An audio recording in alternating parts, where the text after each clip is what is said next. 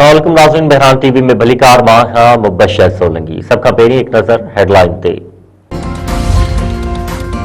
Parliament जे गॾियल इजलास में गुल प्लाज़ा सादे ते हुकूमत ऐं अपोज़िशन जो गॾियल ठहराउ मंज़ूर।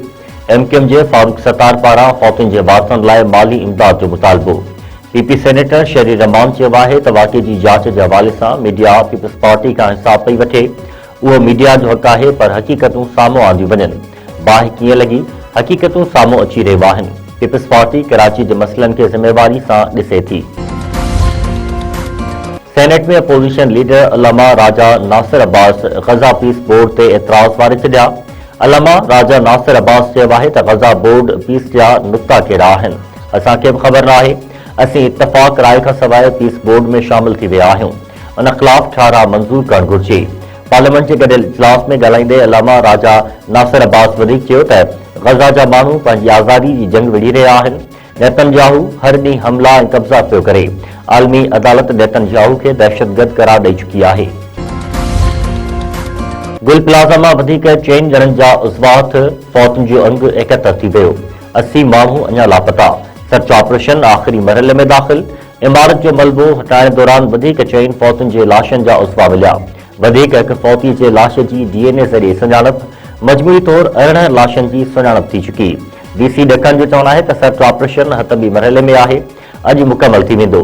सीनियर फायर ऑफिसर मूजिबि इमारत जे मलबे मां हाणे लाश न रुगो हॾा मिली रहिया आहिनि।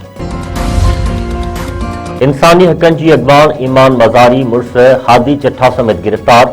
इस्लामाबाद पुलिस हाईकोर्ट बार जी वेन खे रोके ईमान मज़ारी ऐं हादी चट्ठा खे गिरफ़्तार कयो। ॿई वकील इस्लामाबाद हाईकोर्ट बार खां डिस्ट्रिक्ट कोर्ट वञी रहिया हुआ। तकरारी ट्वीट केस में अदालत ईमान मज़ारी ऐं हादी चट्ठा जूं ज़मानत वारियूं दरख़्वास्तूं ख़ारिज करे ॿिन्ही खे गिरफ़्तार करे पेश करण जो हुकुम ॾिनो हो। लकी गुलाम शाह जो पुलिस ऐं ॾोहारनि विच में मुक़ाबिलो, एसएचओ शहीद। सखर शिकारपुर रोड ते हथियारबंदनि पारां कोच खे रोके मुसाफ़िरनि खां लखें रुपयनि जी फुरलुट। पुलिस पहुचण ते मुक़ाबिलो। ॾोहारनि जी फायरिंग में एसएचओ खमीसो ख़ान बिरोही शहीद थी वियो। शहदादकोट वेझो शादी जी तकरीब में हवाई फायरिंग, घोट जो चाचो मारिजी वियो। ॻोठ अली हसन बिरोही में काज दौरान ख़ुशीअ में कयल फायरिंग हयाती खसे वरिती। गोली लॻण करे 45 वरनि जो इरशाद अली बिरोही मारिजी वियो। वारसनि मूजिबि त फौती जे भाइटे जी शादी हुई, जंहिं दौरान इतफ़ाक़ी तौर ते वाक़ियो पेश आयो। मुल्क जे मुख़्तलिफ़ हिस्सनि में बरसात ऐं बर्फ़बारी जारी। इस्लामाबाद ऐं रावलपिंडी में वक़्फ़े वक़्फ़े सां बरसात जारी। मरी वेंदड़ रस्ता बंदि। बलूचिस्तान जे इलाइक़े में रत जमाईंदड़ थधि मुख़्तलिफ़ हंधनि ते पाइपनि ऐं घरनि में बीठल पाणी बर्फ़ थी वियो। कोयटा में -9, कलात में -12 ऐं चमन में -7 डिग्री सेंटीग्रेड रिकॉर्ड। कराची में वसकारे बाद थधि में इज़ाफ़ो। शहर में 8 डिग्री सेंटीग्रेड रिकॉर्ड। पडीरनि जे भर पासे में थधि में वाध। पारो 2.5 डिग्री सेंटीग्रेड ताईं पहुची वियो।